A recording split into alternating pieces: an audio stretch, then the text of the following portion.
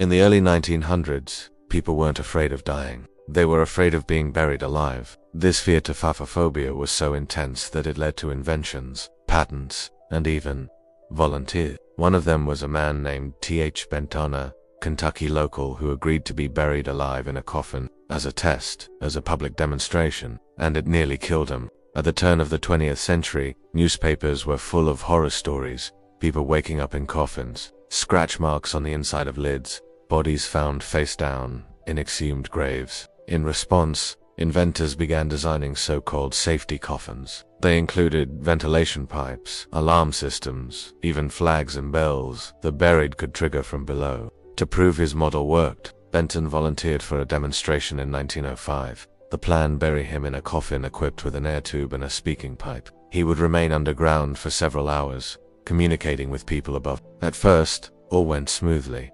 Onlookers cheered. Benton's voice could be faintly heard from the pipe. But after just a few hours, silence. Something had gone wrong. The air tube had clogged, possibly with wet soil or debris. Above ground, onlookers grew nervous.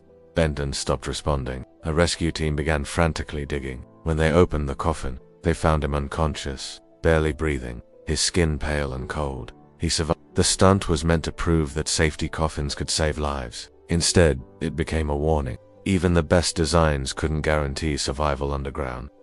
Still, hundreds of patents followed. Some included feeding tubes. Others had glass viewing ports, in case you changed your mind about being dead.